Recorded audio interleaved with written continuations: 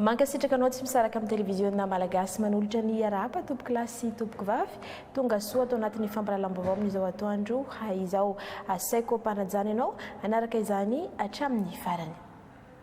Lafim-baovao mikasika ny tontolo iainana no isantarantsika ny fampirahalam-baovao amin'izao atoandro izao hetsika maro lafy no nanamariana ny andro eran-tany ho an'ny tontolo iainana ho an'ny faritra Matsihatra ambony izay distrika Ambohimasoa no nandray izay fankalazana regionaly izay tamin'ity taona ity. Aina Randrenarson.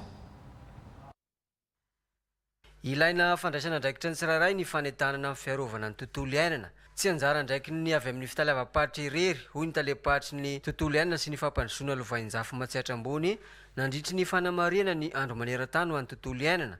Natao teto amin'ny fokontany Sanimira, komina Ambatsoa, distrika Ambohimasoa sy ny fankalazana ny andro iraisam-pirenena ho an'ny zava-mananaina. Arovo ny tantsika, tsinjovo ny zavaboary, mandraisa andraikitra ho an'ny toetrandro amin'ny alalan'ireo vahaolana lovain-jafy eny fotony. Io no lohevitra nobanjina tamin'ity taona ity. Lovaintsika tamin'ny razambentsika ny ady gasy amin'ny atao amin'ny biby manimba volo ohatra dia tsy voatery ampiasa zavatra simika atsika, zavatra tsy natoraly fa zavatra natoraly. Atsika ty ambanivohitra mahay an'izay ampiarovana ny zavaboary sy ny voly amin'izay fiovany amin'ny resaka biby zay. Tsy misy an'izany efatra tsony ny toetrandro amin'izao efa tsy izay tsony tsy mitovy amin'izay tsony. Efa roa zao ny isa-taona, efa anankiroa ihany zao ny fizaram-pary ny toetrandro amin'izao fotoan'izao amintsika. Noho izay fiantraikany asa nataontsika olombelona ihany. Fa ahoana ny fomba ahafahantsika miaina ao anatin'ilay izy,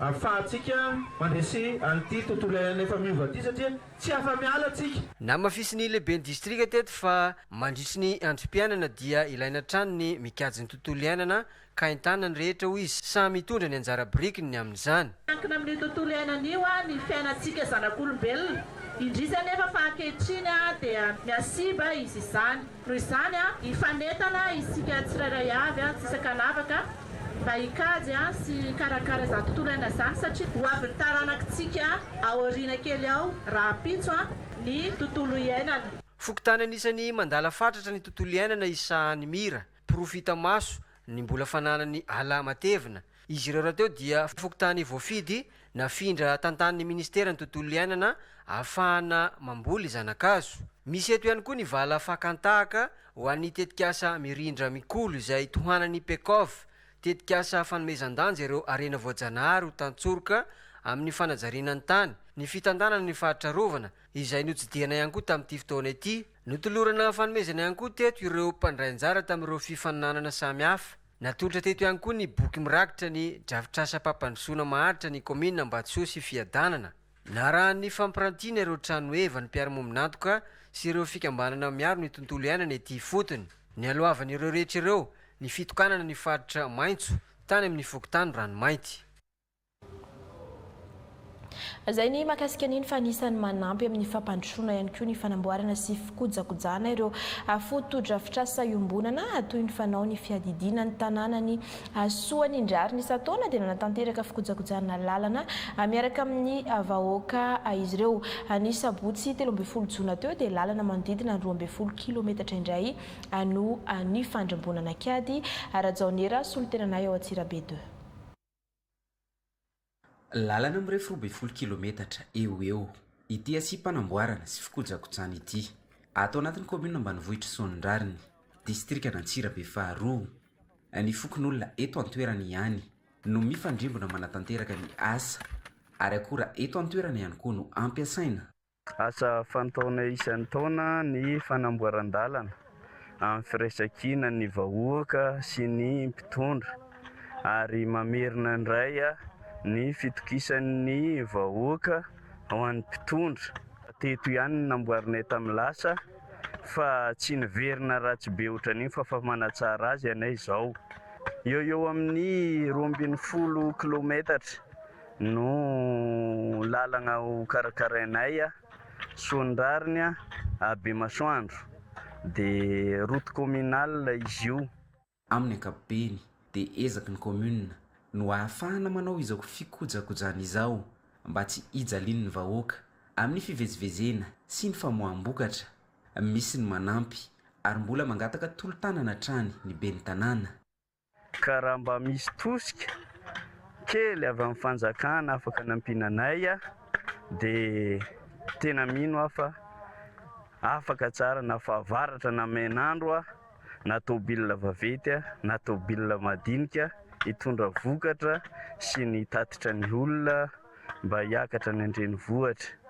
Misy anareo zanak'ampelezana ihany koa ka raha vonona re hanampy anay amin'izao fikojakojana ny lalana zao ampio zahay. Vokatra miakatra aty Sonondrariny amin'izao fotoana ny vary sy ny katsaka ary ny soja. Maro ireo fiara lehibe mivezivezy aty amin'ny lalan'ny paoma andray fepetra amin'ny fampiasana ny lalana indrindra amin'ny fotoam-pahavaratra ny fiadidiana ny tanàna mba hananana fotodrafitrasa maharitra. Ahiditra amin'ny lafiny fametrahana fandriampahalemana aloha isika manatanteraka vela-kevitra lehibe mandritra ny 2 andro andiniana ireo paikady mahomby tokony hanana ny hery fiarovana sy ny filaminana ny sekoly ny etamajoro manoloana ireo ambana maro lafy maneran-tany. Andrasana amin'izany sy ny tsoa-kevitra hanatsarana trany ny fomba fiasa eo amin'izay lafiny ady amin'ny tsy fandriampahalemana izay. Griffin Bakoliniaina, Fanirikely. Sehatra iray manofana manamboninahitra ambony anivon'ny tafika malagasy ary mandinika zavatra maro lafy ny sekoly ny etamajoro. Antony karakaran'izy ireo vela-kevitra lehibe momba ny folo alin-da manoloana ny ambana maro lafy misy amin'izao vaninandro iainantsika izao.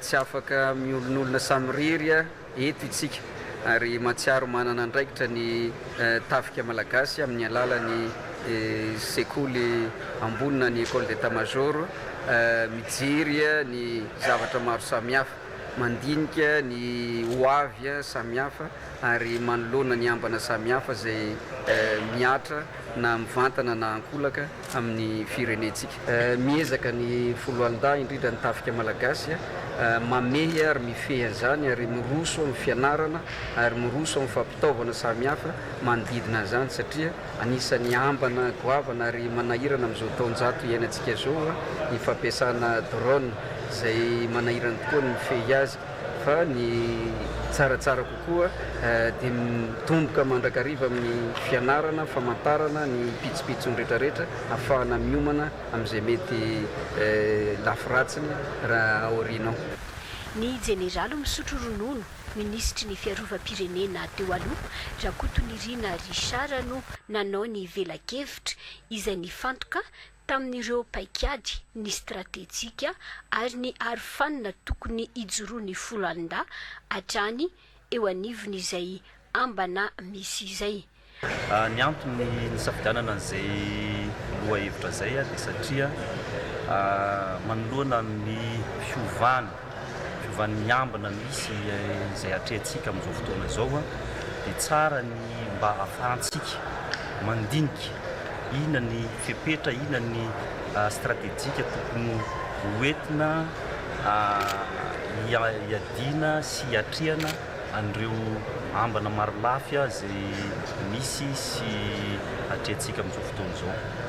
Ny zavatra andrasanay sy ataonay moa zany aorianan'izao favitany ny famelabelarana raha anaty hevitra ity dia mamoaka karazana tsoa-kevitra anankiray izay mamintona sy mandrindra an'ireo zavatra resahana teto na ankevitra zany ary hoentina atolotra ny eo anivon'ny fibaikona ny tafika mba raha misy ny hoentina mampiasaina zany. Mamatsy ara-kevitra ny fibaikona ny tafika malagasy ny sekoly ny etamajor ka ho volavolaina ary arafitra indray mba ho fototra hiaingana izy ireo izay tapaka mandritra izao vela-kevitra izao. raha izay ny teto andrenivohitra dia misy manelo vaovao tsy mitombony eo amin'ny resaka tsy fandriam-pahalemana ao amin'ny distrika Anantanyfotsy. Milaza izy ireo fa misy dahalo ampolony mandroba sy mamono izay olona sendra azy. Vokatra izay dia lasa mitebiteby ny mponina ka lasa matory any an-tsaha indrindra fa ny zaza amam-behivavy. Manoloana izay nefa dia nanao antsoavo ny OMC izay tariny lehibe ny distrika any an-toerana miantso ny rehetra ho tony sy hanome loharanom-baovao mari-potitra fa tsy heno izay onono izay haonja Andriamitanjo. Manoloana ny resaka manodidina ny fandriam-pahalemana eto amin'ny distrikany Antanfotsy dia mijoro eto ny OMC voalohany dia manentana isika vahoaka mba ho tony satria efa mandray andraikitra ny tompona andraiki-panjakana eto amin'ny distrikany Antanfotsy. Voalohany amin'izany dia ny famparitahana ny mpitandro filaminana eo anivon'ny gendarmerie pirenena sy ny polisy pirenena eraky ny faritra ny distrika izay nahenona ny resaka misy tsy fandriam-pahalemana ary na misy na tsy misy dia efa mandray andraikitra amin'izay fidinana ifotony izay. Mizara ny laharana an-tariby maitso ny eo anivon'ny gendarmerie ny 119 ary indrindra koa ny laharana flotiny eo amin'ny polisy pirenena. Entanina isika vahoaka mba ampita vaovao mari-potitra ary ara-potoana ahafahan'ny tompona andraikitra ny fandriam-pahalemana mandray andraikitra avy hatrany. Eo mandrakariva ny mpitandro filaminana na andro na alina na toeranaiza na aiza dia aoka isika tsy salasala fa hiantso avy hatrany ary manarak'izay dia vaovao mari-potitra sy ara-potoana no ampitantsika amin'izy ireo fa vonona zareo ny andray andraikitra. Tiana koa ny milaza fa ho anareo mpandraharaha sy mpividy ireny tsipopoko ireny fa isan'ny fitaovana ataon'ny olon-dratsy ho fampitahorana ny vahoaka ny fotony koa izy ireny dia rarana ny fivarotana sy fividianana azy ireny ary indrindra ny fampiasana azy eny amin'ny fiarahamonina. Koa ho an'izay mini mandika izany dia mandray andraikitra avy hatrany ny mpitandro filaminana amin'izy ireny. Tsy ny ao Antanfotsy ihany no nisy tranga manelingelina mpiarahamonina amin'izay sehatra ny tsy fandriam-pahalemana izay fa tany amin'ny faritra avaratra Antsinanana koa ny alatsinainy voalohan'ny volana Jona lasa teo dia raim-pianakaviana iray no maty novonoiny ilay tovolahy Maminy Jamala tamin'ny antsy amin'ny toerana lavitra tanàna ary novonoiny tany anaty rano ny razana avy eo. Teo ampelantanan'ny mpitandro filaminana Ilaina Vandoza saingy ny razana kosa tsy hita kay ny fampitadiavana ny alatsinainy 2 Jona tontolo andro tezitra mafy ny fokon'olona ka nanao sakan-dalana raha andeha anatitra Ilaina Vandoza tany an-dapany Zandary. Vokany rava ny fokon'olona izy ireo ka nihiditra tamin'ny fitsaram-bahoaka natao ilay mpanao ratsy ireo fokon'olona tonga teny an-toerana kosa taorian'izay ny OMC nijery ny zavamisy sy napandry fahalemana Mahitso Edy. Manoloana ny trangam-piarahamoniny sy ny tsy fandriam-pahalemana izay niseho teto amin'ny commune ambanivohitry ny Douane izay nahafatesana ny raim-pianakaviana iray eo amin'ny fidipolo taogno ary ny afara tamin'ny fitsaram-bahoaka ilay Vandoza. Tonga teny antoerana ny OMC izay nahitavana ny polisy pirenena sy ny gendarmeria izay nitarihan'ny lehiben'ny distrikany Andapa mba hampandry fahalemana. Nitafa tamin'ny vahoaka teto amin'ny trampokan'olona Douane izy ireo. Olo izay mandika lalàna indrindra manao eloka be vava takan'ireny dia mazava ho azy fa milohy ny lalàna kanefa tsy maintsy misy ny paikady eloka izay tsy maintsy ajaina amin'ny famodi-potorana. Kanjo hitantsika raha nagnano an'izay paikady izay tsika dia efa tsy nadigny ny vahoaka dia farany lasa magnano eloka be vava hafa koa tsika ka izay mahatonga izahay tonga eto miresaka miona aminareo vahoaka mivantana satria zavatra tsy magnara-dalàna regny ary tsy mendrika ho antsika mba tsy veriberegna ny zavatra takan'ireny ato agnatin'ny commune Douane. Tsara homarigny fa ny alatsinainy voalohany volana Jona no nitrangan'ny loza ary ny alakamisy fa efatra ny volagna jona kosa vao hita ny razana ka io tsy fahitana ny razo ihany no nahaveny ny fitsaramba-hoaka tadiavy satria nanomboka tamin'ny latsinainy 8 varoteza nitrangano loza ny tadiavy manontolo andro dia tsy hita ny tadiavy koa zany talata lehibe manontolo andro tsy hita ka dia zay no devy tany moa tamin'ny talata iny dia igny amin'izay zay tezitra evy tany zareo nalahelo zareo fa papaneo maty re mandreninay maty tadiavy tsy hita dia zay zany hamalifaty zay aminazy tonga nitsapa ny alahelo ho an'ny fianakaviana manamanjo ireo manam-pahefana zay nytareny lehibe ny district ary amin'izao fotoagna zao madia mandra fahalemagna ny tanànany Doangy iazo ny maro antsetra aloha isika eo amin'izay lafy ny fandriampahalemana izay hatrany mila vaozina ifanaraka amin'ny filany vahoaka ny asan'ny zandary ho fanatanterana izay nefa dia nanatanteraka dinikasa niarana tamin'ireo zandary tao amin'ny renivohitry ny faritra Ambatsoa ny lefitra voalohany fibaikona ny zandarmaria pirenena ny jeneraly Bototsara James nandritry ny hiraka nataony tany maro antsetra Boniface Ramiandroson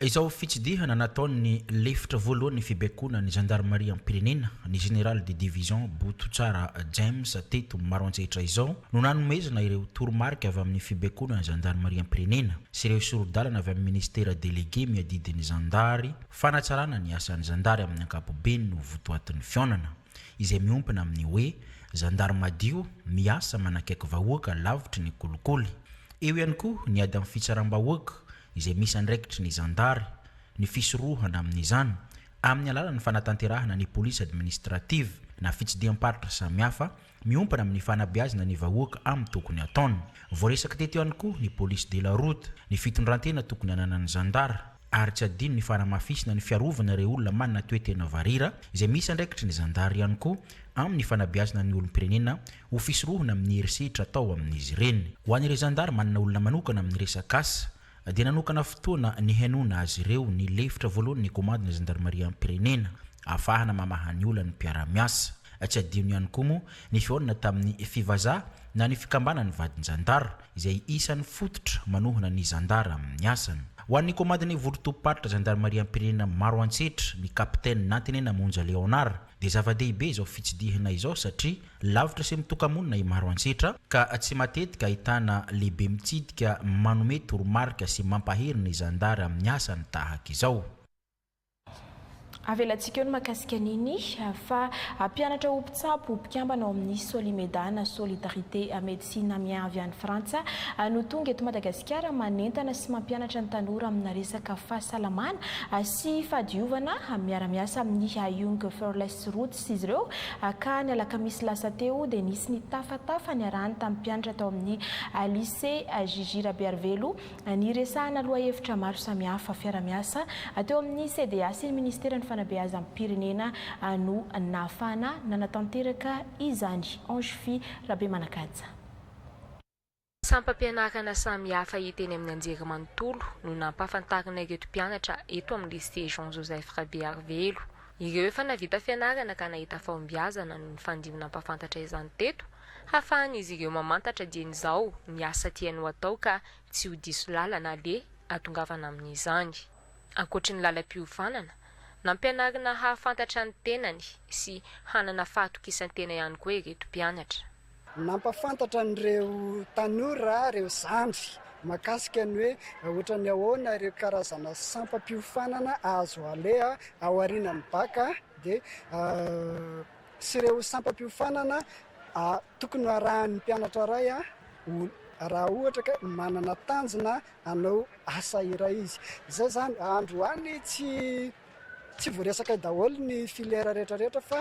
misy temoina azy fijoroana vavolombelona fanazavan'ireo mpianatra vitsivitsy izay tonga teto ireo araka ny filière zay hoentiny zany ny tanjony mihetsika dia hoe ahafahana manampy ireo tanora ireo zandry ahafantatra an'izay ahafantatra ny tenany aloha ary rehefa mahafantatra ny tenany izy dia mahafantatra ny zavatra tokony atao dia zavatra tokony ataony ny tiany ho atao ary miasa ho ataony aoriana ny rehefa lehibe. Voarain'ny mpianatra ny fahalalana nampitaina ary anampy an'izy ireo hahay an-danjalanja ny safidy ho atao.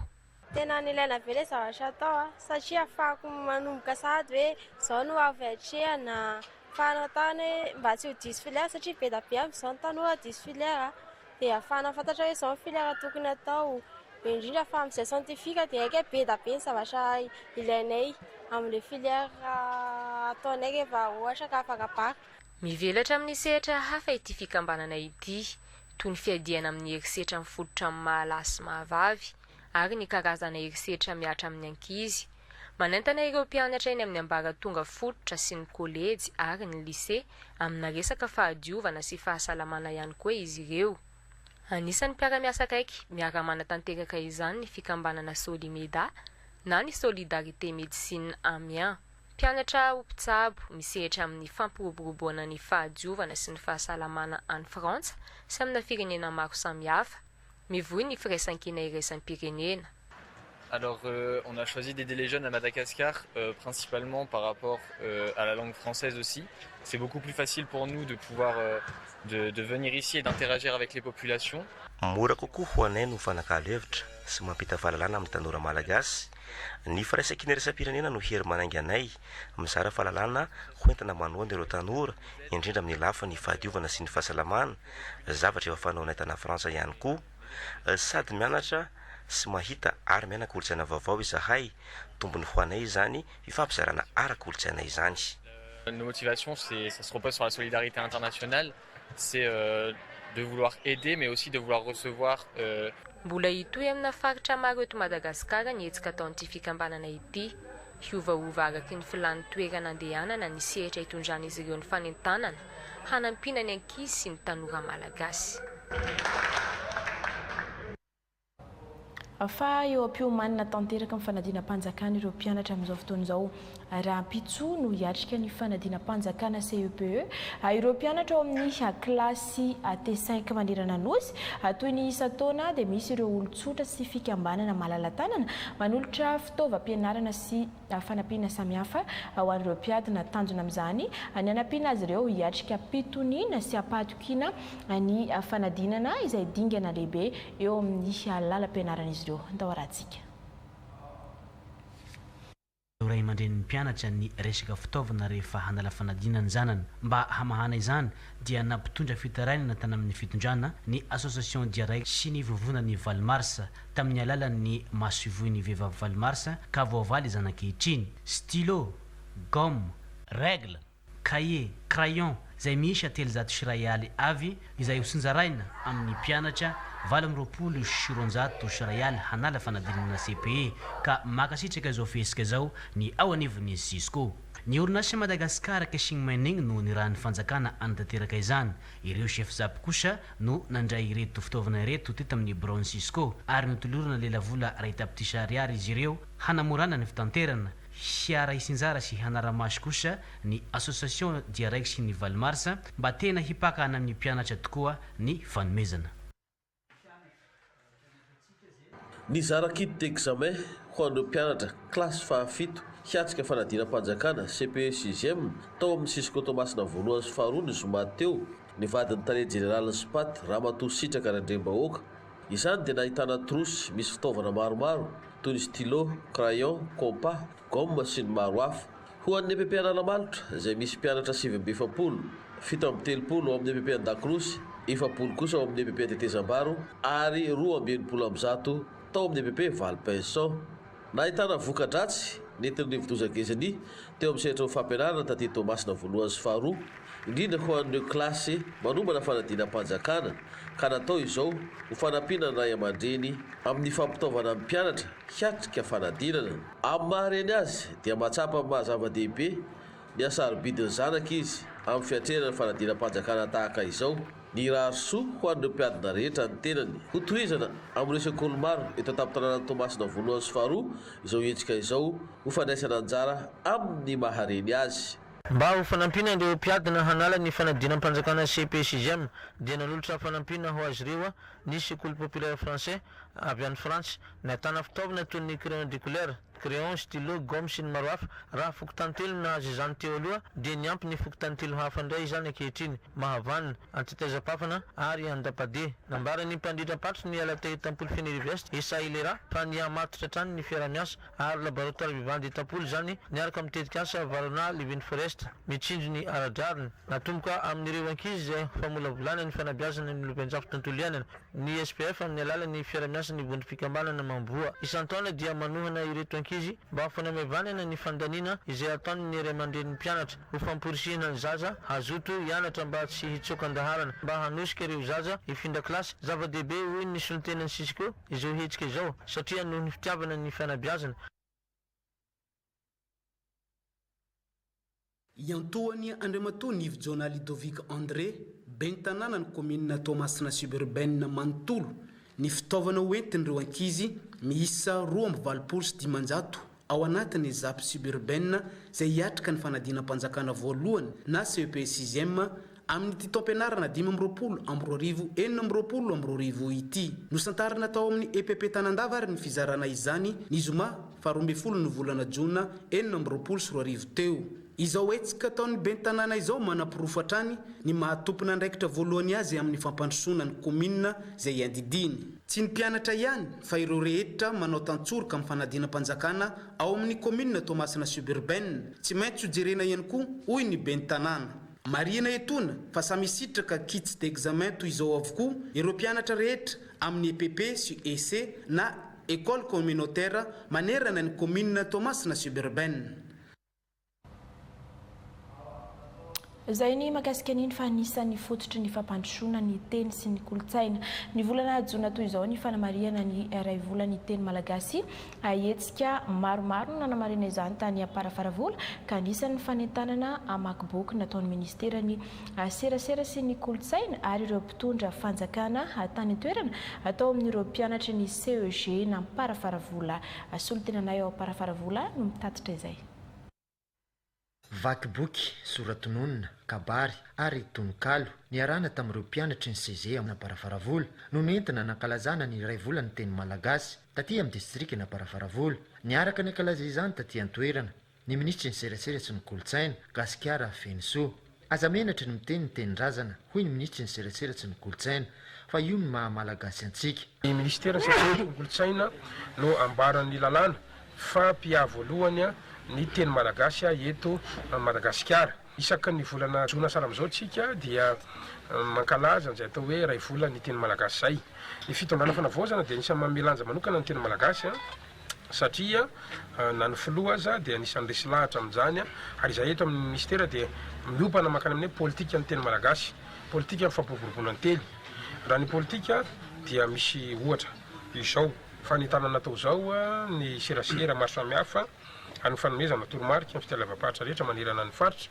Fa ny faharoa ihany koa dia atao zany ny fiara-miasa tamin'ny solombamboaka ny boribory tany fahatelo ao Antananarivo amin'ny fanolorana lalàna zany makasika ny politika ny teny sy ny zoan'ny teny malagasy zany hoe fandrinay zany dia manomboka zao dia tsy atahotra hiditra biro-panjakana ntsony malagasy, tsy atahotra hiditra tribunal ntsony malagasy fa ny didim-pitsarana dia tsy maintsy atao amin'ny teny malagasy na adika amin'ny teny malagasy ny acte administratif rehetra.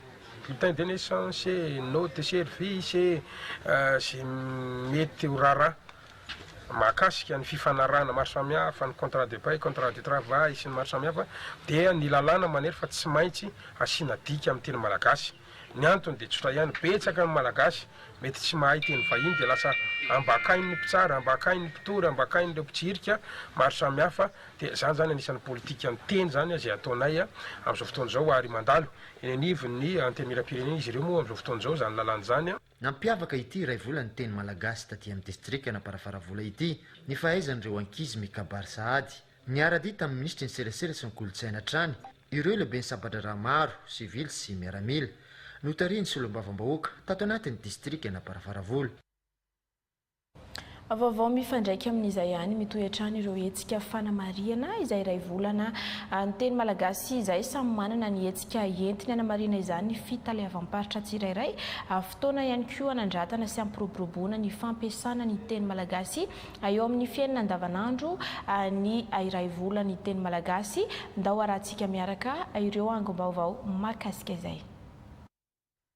Ao anatin'ny iray volany ankizy nidina taty amin'ny distrikany Manja faritra Menabe ireo delegasion avy ao amin'ny fitaleava-patry ny mponina sy ny firaisankina Menabe ka niona tamin'ireo tambanjotra miaro ny zony ankizy. Ankoatra ny fanetsiketsihana ireo mpikambana dia notsindriana mafy ny andraikitra miandry azy ireo indrindra fa ireo herisetra mianjady amin'ireo ankizy manana toe-batana varira. Fantatra nandritra izany ihany koa fa efa nisy ny fandraisana andraikitra noraisin'ireo avy amin'ny hery fiarovana sy filaminana ty an-toerana ka nahatsapana fa misy ny olana izay mila hovahana sy hojerena akaiky. Tapakary nandritra izany fa isy ny fivoriam-be iantsona ireo hery velona rehetra eo ambany fitarihan'ny chef distrikany Manja handaminana ny fandraisana an-tanana ny fiarovana ireo zaza varira. Ezaka gasy e maha malagasy. Mila overa amin'izao fotoa izao ny fomba fanoratana ezaka malagasy noho ny fagnomeza lanja ny fagnatontoloa izy ame fivoarana teknôlôjia. Tsy miraharaha ny fomba fanorata tena izy izay nifagnaraha hatramin'izay ny ankamaroan'olo fa amboarina amin'ny hafantarany anazy avao na sapa ny fitalevam-paritry ny serasera sy ny kolosay asimosignana fa hamafitry miainga avegna ame sekoly ambaratonga fototry ny fifehezana ezaka malagasy ka tegna amin'ny PP magnara-penitra egny marofansi ny nanomboa ny fagnetagna. Efa molovola toesay sy ny fahasapategna ny kiraikraiky ahay hitia sy hife ary hagnaza ny fototry ny boahany izay ny vahaola hagnaregna ny zaka malagasy. Totosany fanokafana amin'ny fomba ofisialy ny fampiofanana kabary maimaimpoana izay hetsika entina manamarika ny fankalazana ny iray volan'ny teny malagasy atao anatin'ny faritra Anosy. Sokajin'olona isan-karazany no nandray anjara, mpianatra, mpiasa, miankina sy tsy miankina amin'ny fanjakana, olon-tsotra, ray aman-dreny, tanora, tompon'andraikitra ambony. Ka zazalahy 7 taona no farany zandriny indrindra ary 70 taona no farany zokiny indrindra amin'ny mpandray anjara. Aharitra iray volana eo ny fiofanana ary ahazoana maro-pakasitrahana ho an'izay mahavita azy hatramin'ny farany. Ity hetsika ity no tanteraka dia noho ny fiarah-miasa eo amin'ny fitalevam-paritry ny serasera sy ny kolotsaina Anosy sy ny fikambanan'ny mpikabary malagasy eto Tolagnaro.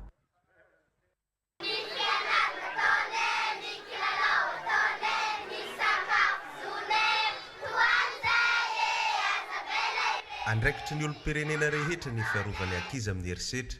Nandritra ny lanona fanokafana ny iray volany ankizy teto maro antsetra dia saky niompana tamin'ny fanentanana ny rehetra ny milanja ny zon'ny ankizy ny kabarondre manam-pahefana ny fandiby teto amin'ny CG maro antsetra. Lohahevitra amin'ny ity taona 424 ity dia ny hoe andao hiara-hientana hiaro ny ankizy amin'ny herisetra. Mandritra ity iray volana ity dia hetsika maro no nikarakarainy fitaleovam-paritry ny mponina sy ny firaisankina Ambatosoa. Isan'izany ny fizarana rendrina fanomezana sakafo ho an'ny ankizy anala fanadinana CPE amin'ireo fokotany maromaro ao Marode. Izany dia fanomezana avy tamin'ny ben'ny tanàna ny kominina ambonivohitra maro antsetra. Isy ihany koa ny fanatanterahana didipotra fahobe iarana amin'ny tambazotra fiarovana ny ankizy amin'ny fiadidiany fahasalamana maro antsetra sy fizarana vatomamy araka ny fampanantenana natao lehiben'ny filehovana maro antsetra. Nandritra ny lanonam-panokafy no nanentanany taleparitry ny mponina sy ny firaisankina Jasara Nafitaly ny rehetra amin'ny fiarovany zaza sy ny olona manana toetena varira. Tao amin'ny EPP Andakabe Morondava no nanatanterahana ny fankalazana ny iray volany teny malagasy izay notare ny fitalevam-paritry ny serasera sy ny kolotsaina Menabe ka nisy ny rodorodombakiteny izay nandraisany ireo mpianatra maro avy amin'ny sekoly ambaratonga fototra ato amin'ny distrika 2 ato anatin'ny faritra Menabe dia ny distrikany Mahabo izay nahitana ny avy ao amin'ny EPP FCKM ao amin'ny kominy Ambanivohitra Ankilivalo sy teto amin'ny distrikany Morondava. Tratra ny tandrona hoy ny avy ao amin'ny Diarnofy nofy raha tao anatin'ny 2 taona no efa nanomboka napamaky boky mpianatra izy ireo. Mifandraika amin'ny iray volany ankizy izao iray volany teny malagasy izao ka nomendanja bebe kokoa ny ankizy ary nentanina mba ho tia hamaky boky satria io no mitahiry ny teny malagasy mba tsy ho variana amin'ny fanatontolona amin'ny alalan'ny teknôlôjia. Nanome voninahitra izao lanonana izao moa ny avy ao amin'ny fitalevam-pary sy ny fanabeaza am-pirenena ary ny taleny sekoly, ny iray aman-drenin'ny mpianatra sy ny olo-manakaja maro ary ny ekipa ny serasera sy ny kolotsaina Menabe izay notariny talem-paritra.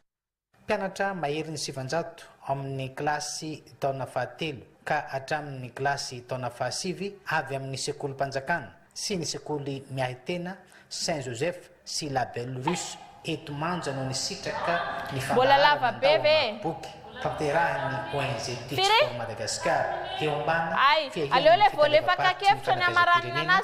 fitalevam-paritry ny serasera sy ny kolotsaina aty Menabe. No tanterahina teto amin'ny EPP Andasy ny hetsika festival vaky boky izay nandraisan'izy ireo anjara.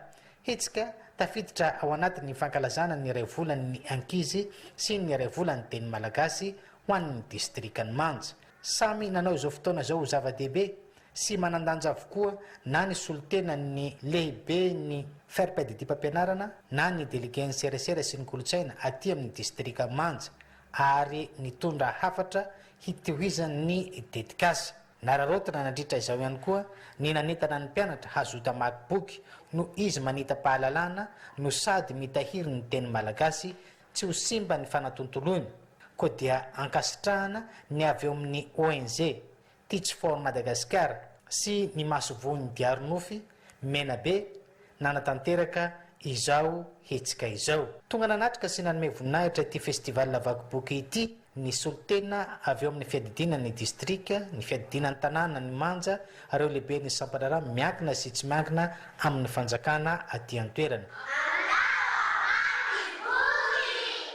Ny alarobia fahafolo ny volana Jona no daty no entiny eo anivon'ny fitalavam-patry ny serasera sy ny kolotsaina eto Vatovavy nanamariana ny iray volan'ny teny malagasy raha teto anivon'ny renivohitry ny faritra Vatovavy. Nitondra hafatra manokana ireo nandray fitenenana mba hanomezana lanja ny teny malagasy amin'ny fomba fiaina andavanandro na amin'ny fanoratra io na amin'ny fomba fanonoana. No amafisy ny ramatoa taleny serasera sy ny kolotsaina teo anivon'ny faritra Vatovavy nandritra ny kabariny mba hivoizana ny lohevitra amin'ny ty taona ity hoe ny teny malagasy ny teny velona manorina firenena vaovao. Nitondran'ny fanentanana mba hanomezana sy hivoizana ny teny malagasy indrindra fa amin'ny lafiny fanoratra sy amin'ny fanonona amin'ny fiainana andavanandro. Ireo mpianatra ary ireo mpahay zavakanto no niara ny fandimby naneo ny sanganasany ary nampiranty izany nandritra ny ity fankalazana ny iray volany teny malagasy ity ireo an'ny teto Mananjary. Fa nandritra izao fankalazana izao ihany koa dia nisy ny fizarana ireo marim-pakasitrahana sy fanomezana ho an'ireo nandray anjara nandritra izao iray volany teny malagasy izao izay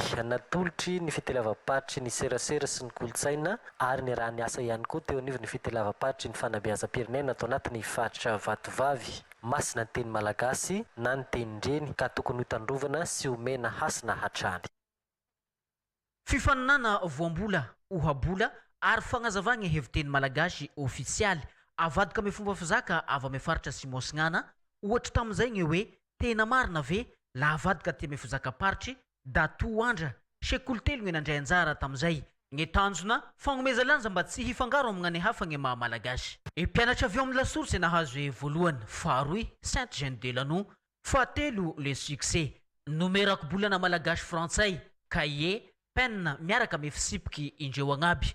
Nahazo marim-pakasitrahava koa ho ane sekoly izay neviandreo. Akoho izany nani ho fampirosiana azy ame fianara izay amboarina. Taty ame distrika ny Vondrozo ny nagnamboara ny fankalaza-paritry ny vola raiky ho ane zaka malagasy ity volana ziona ity. Andao iara-entana hiaro ny ankizy amin'ny herisetra. Io no lohahevitra ny mpanany fankalazana ny iray volan'ny ankizy tamin'ity taona ity. Mbola maro ireo ankizy hiaran'ny herisetra eny anivon'ny fiarahamonina izay miseho amin'ny endrika maro samihafa ka fotoana anamafisana ny adidy sy andraikitra iombonana amin'ny fiarovana azy ireo ny fankalazana toy izao. Akoatra ireo hetsika maro dia nisy ihany koa ny fankakevitry ny ankizy ny anona ny etaetany sy ny zava-misy iainan'izy ireo, anatsarana ny paikady, iarovana ny ankizy sy isitrano ny izony feno. Mbola eo amin'izay sehatry ny fanabeazana izay hatrany ho fankasitrahana ireo mpampianatra na vita be tao amin'ny sekoly tsy miankina iray tao Toliara Notre-Dame de Nazareth dia nomena mari-boninahitra ireo mpampianatra izay na vita be avy lettre kotoarimanana Henri John. Araka ny didim-panjakana novakina teo amin'ny anaran'ny fanavaozan'ny Repoblikan'i Madagasikara, izaho Randriana Antoine Pierre Tikamo hanao amin'ny filan-kevitry ny mari-boninahim-pirenena dia manendry anareo ambara-boninahitra Chevalier de l'Ordre National Malagasy. Miisa 8 mianadahy ireo mpampianatra na vita be tamin'ny asa tao amin'ny sekoly Notre-Dame de Nazareth izay notolorana mari-boninahim-pirenena izay nosantarina tamin'ny sorona masina lehibe teo an-tokotany malalaka ny sekoly ny zoma maraina 12 ny volana Jiona 2024. Indamiko ny teny mpanao salamo fa 7 amin'ny zato hoe raha tsy Jehovah manao trano dia miasa foana ny mpanao azy, raha tsy Jehovah miambina tanàna dia miaraka foana ny mpiambo. Zavatra tsy aza dirona koa dia zao misaotra n'izy ireo satria ny filoham-pirenena io no marika voalohany manolotra mari-boninahitra ho an'ny olona mendrika rehetra ka dia entanina atsika mba hanatona ny manotompona andraikitra. Ao koa ny grand chancelier tsy azo kadino maheto fa isorana ny generaly Marcel Ranzeva zay grand chancelier mandraibe ny mari-boninahim-pirenena zay loharan'ny poirana koa anazahoantsika mari-boninahitra. Misy zavatra lamina ataon'ny fanjakana hazahoana fakasitrahana ho an'ireo mendrika eto amin'ny firenena. Efa feno folo amin'izao taona ity sekoly katolika Notre-Dame de Nazareth ity ka masera 8 no mitantana azy izay avy ao amin'ny communauté Saint-Paul de Sarthe. Raha masera Jeanne Lucie no tale mitantana azy ankehitriny izay efa maharitra 12 taona. Eo ambany fiarovany Masiny Maria ity sekoly ity hitao eo ihany koa ny fandraisana tanana ireo zaza sahirana ka masera Lucie Marie Claire no tale mitantana azy. Misa 700 ny mpianatra ankehitriny raha 400 ireo raha manodina ity sekoly ity. Amin'ny ankapobeny dia tsara avokoa ireo voka-panadina mpanjakana toy ny CPE, ny BPC sy ny baccalauréat. Alafombavao hafa kosa no tanteraina ny herinandro lasa teo ny fifanarahanam-piaramiasa teo amin'ny SMEC na ny Société Malagasy Mutuelle d'Épargne de Crédit sy ny Airtel Business Madagascar ho fampandrosoana sy anafainganana ny fiovana ho an'ny setry numérique na ny transformation digitale eto Madagascar. Miray Andrianjafy eo amin'ny sary ny Roger Randriamanalina. Nanavao ny fiaramiasa amin'ny Airtel Business Madagascar, ny orinasa malagasy MMEC na ny Société Malagasy Mutuelle d'Épargne de Crédit ny alatsinainy teo amin'ny alalan'ny fifanaovantsony fiaramiasa izay mifantoka amin'ny fametrahana sy ny fampivoarana ny androm-pifandraisana finday na ny flotte mobile. Finday matianina maherin'ny 700 no aparitaka any amin'ny tambazotra ny SMMEC. Ity orinasa ity izay efa maherin'ny 20 taona ny jorony teo amin'ny sehatra arabola teto Madagasikara. Ny tanjona dia ny anafainganana ny fiovana ho amin'ny numérique na ny transformation digitale ho fanatsarana ny kalitaon'ny tolotra. Ity teknôlôjia ity izay anampy azy ireo anakaikikaiky kokoa ny vahoaka any an-toerana sy any amin'ny faritra ambanivolo. Dingana lehibe ho amin'ny fampandrosoana Madagasikara amin'ny fampiasana ny teknôlôjia arifomba toy ny fibre optique sy ny zanabolana. Fa nampahafantarina tampanao gazety amin'ny herinandro lasa iny ihany koa fa voatendry ho ambassador ny Airtel Madagascar Eljo izay miangaly ny gadona Afropop sy ny R&B. Voafidy fandroany ambassador ihany koa i Valso Ramananjanahary izay mpanao fanentanana amin'ny tambazotra tsirasira.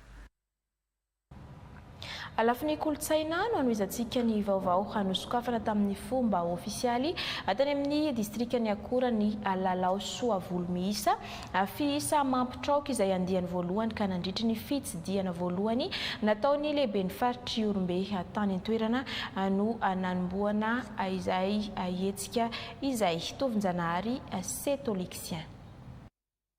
tonga nisidika sy nanokatra ny lalao soa volo mihisa fisa mampitraoky taty amin'ny distrika ny akora ny lehibe ny faritra Iorombe izay hesika ara-panatanjahantena sy ara-kolosaina. Izany natao dia mba hamohazana indrindra ireo fomba mampanao mampiavaka ny faritra Bara ary isan'izany ny avy aty amin'ny distrika ny akora. Izao ny fotoana voalohany nitsidiako ny faritra ny akora ary nampidirina tao anatin'izay moa ny fanokafana an'ity lalao soa volo mihisa izay mitondra ny slogan hoe fisa mampitraoky ity. Miavaka dia miavaka tokoa raha ity fanokafana taty amin'ny distrika ny akora tety satria maro ny seho sehatra izay nasehon'ireo mpanjay anjara dia anisan'ny tanjona moa amin'ity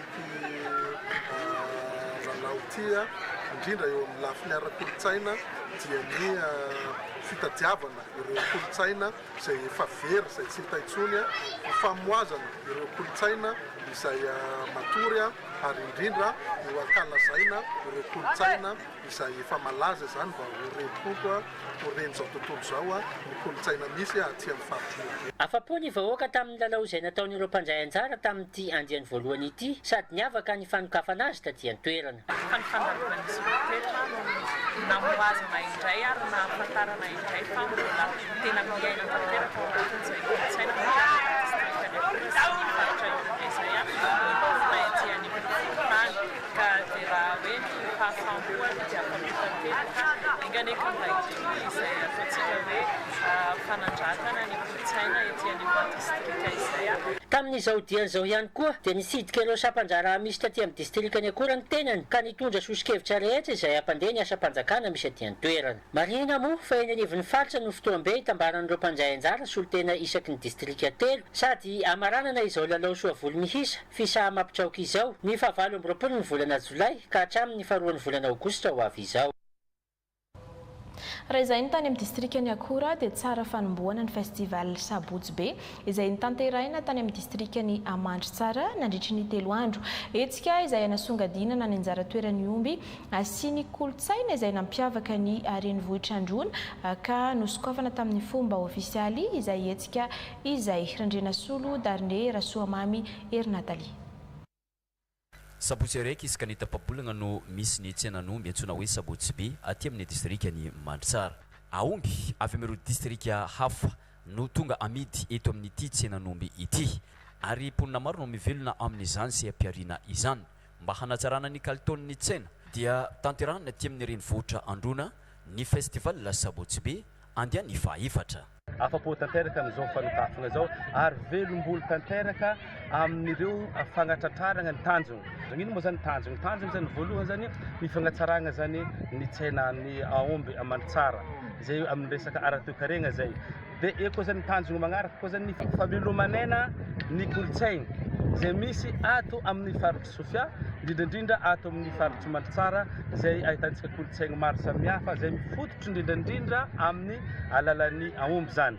Ary ara-tsosialy moa zany dia hitantsika ny fampikasohana teo ny mpiasa-panjakana, ny mpiompy, ny mpamboly, ny mpandraharaha, ny mpianatra zay samby hitantsika fa niaraka ny takosony jiaby takery. Magnapibetsaka ny mpitondra fanjakana amin'ny fampandrosoana faritra araiky ny etsika tahaka izao.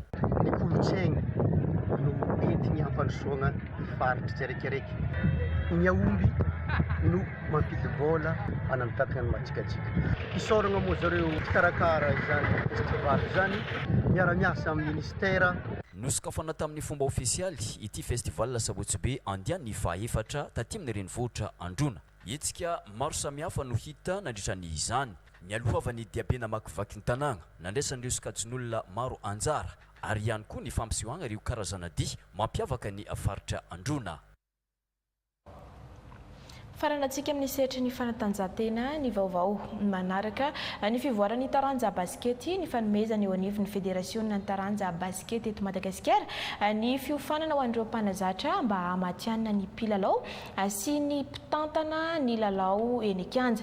Ho an'ny ligue paritra ny taranja baskety any amin'ny faritra Morimani dia no tanteraina tany fandriana ny fanomezana fiofanana ho an'ireo mpanazatra ka 520 manada izy ireo no nandray izay fiofanana izay nandritry ny 7 andro. Alain Rodrigue, Rakoto Armalala. anjara ndraikitry ny mpanazatra ny taranja baskety ny mampianatra ny teknika fototra atony ny fandatsahana ny baolina ny fandefasana baolina ny fiarovatena ary ny fitifirana ny baolina andraikiny ihany koa ny manomana ny fandara-piofanana sy mikarakara no mitarika ny fanazaratena mba ampivelatra ny fahaiza-manao ny mpilalao no mamolavola paikady sy teknika ary mitantana sy mandrindra ny ekipa no manome torohevitra sy fanentanana ary miantoka ny fanajana ny fitsipika sy manaramaso ny fandroson'ny mpilalao no miaro ny fahasalaman'ny mpilalao ihany koa ka ny mpanazatra baskety dia mpampianatra no mpitarika ny mpanolotsaina ary mpandrindra izay mikendry indrindra ny ampandroso ny mpilalao sy ny ekipa amin'ny lafiny ara-panatanjahantena sy ara-pitondratena ka ho an'ny ato amin'ny faritra Moromania dia nahazo fiofanana haritra 7 andro teto fandriana ireto mpanazatra 520 mianada ireto ka nahazo ny diplôma iraisam-pirenena eo amin'ny taranja baskety any 12 tamin'izy ireo raha maro-piofanana ho fandraisana anjara no azon'ny ambiny tamin'ireto mpanazatra ireto. Ny tanjona manaraka zany zao manao niveau 1 zay tsaratsara amin'ireo zany a mety fantininay hiatrika fiofanana niveau 1 baskety moa zany dia mivoatra ary zay fivoarana zay tsy maintsy manaraka an'izay ihany koa zany tsika ary tiana ny manamarika fa tsika zany tsy latsa-danja ny firenena hafa raha tsy teny fotsiny zao hoe tsika zany zao fa indimy na tokondaka eran-tany 3 contre 3 intely dia ny 5 contre 5 indroa vehivavy lehibe ny anankiray any amin'ny taona 70 dia ny 18 tamin'ny taona 2024 midika an'izay zany dia ny fiofanana koa mivoatra arak'izay ihany koa hoe ahoana ny fitondrana ankizy